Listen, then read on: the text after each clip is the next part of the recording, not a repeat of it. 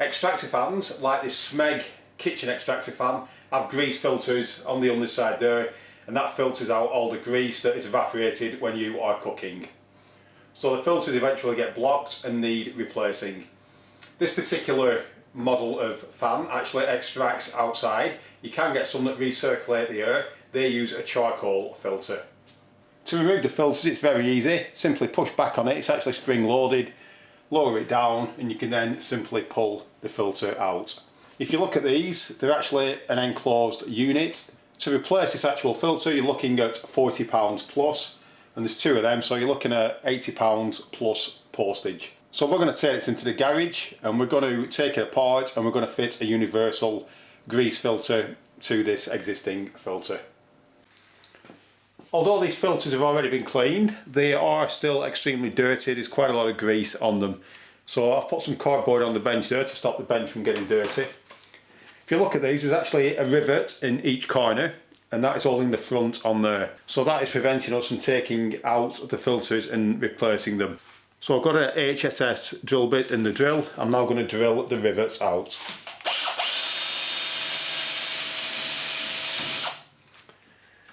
And that one just went.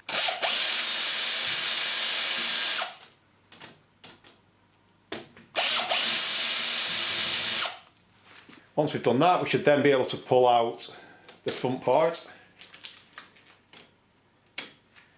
like so. So you can see that that is covered in grease, so we're going to give that a clean. And we'll just have to remove the remainder of the rivets. I've now changed the gloves, and I'm now going to pull out the stainless steel mesh part.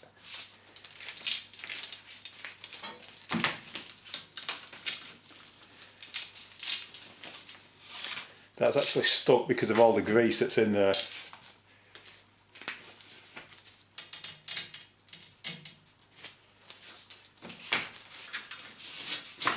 And finally we've got that out. So you can see that that is pretty rancid. That is absolutely covered in grease, as is the inside of the filter. You can see that that is absolutely covered. Because we're in the garage, I've got plenty of chemicals available that will help us get rid of the grease. One of them is WD-40, so I'm going to give that a good spray. That will help to break down the grease. And then we can give that a wipe with some kitchen roll. And you can see that it is absolutely covered.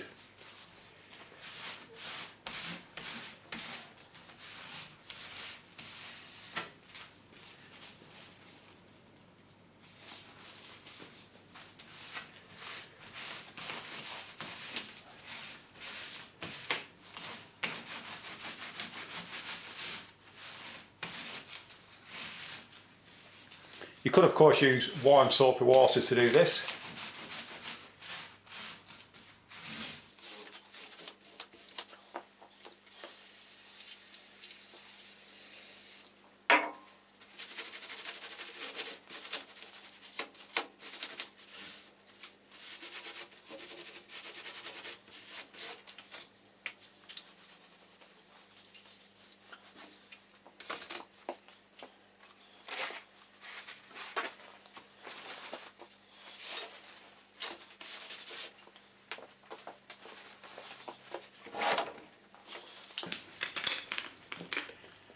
Well, actually just try a bit of methylated spirits on there, because that's usually good at cleaning grease. Yeah, and that is bringing it off a lot better. So we're just going to clean that off with methylated spirits.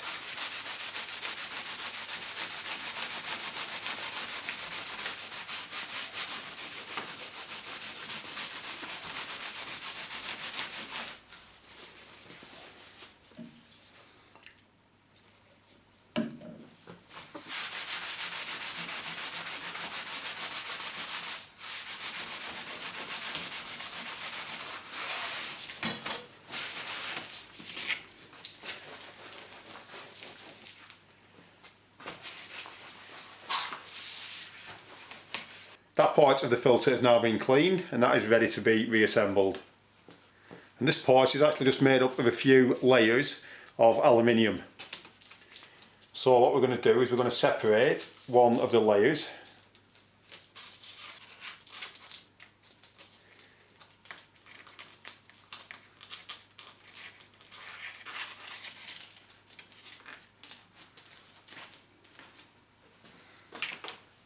Then we're going to clean this one piece of aluminium using the methylated spirits again.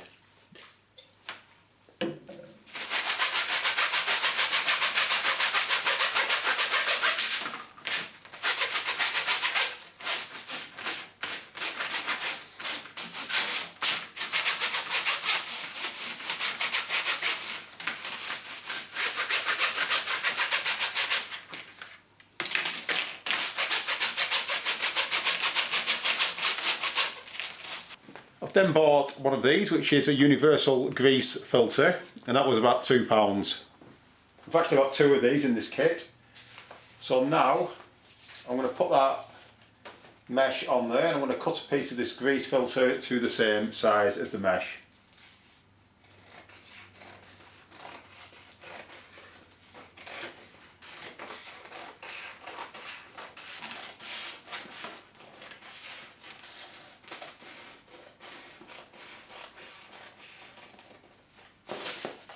There's a right way and a wrong way to put the paper in. It needs to go print side down. We can now place the cut paper on the inside of the filter. We can then take the mesh that we removed and cleaned earlier, and we can place that back in there. That will hold the filter paper in position. You do have to be careful with this mesh because it can be sharp.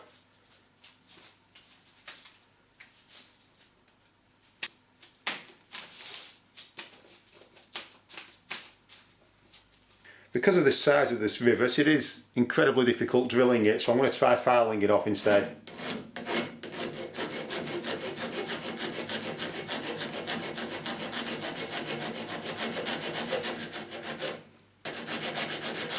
And you can soon get it to a point like that very quickly. So that is now flush with the stainless. So I've now got some long nosed mole grips. I'm going to grip the rivets, and as you can see, that came straight out. We're then going to put the handle part of the filter back.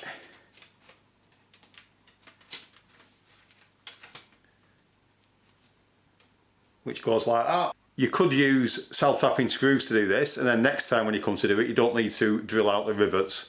But unfortunately I don't have any of that size, so I'm just going to put a small rivet back in there.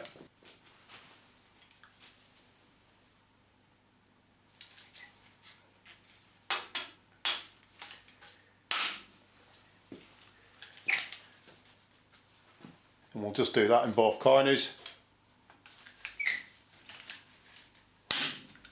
So as you can see, that filter is now like new, and that cost us about £1 to replace the filter paper.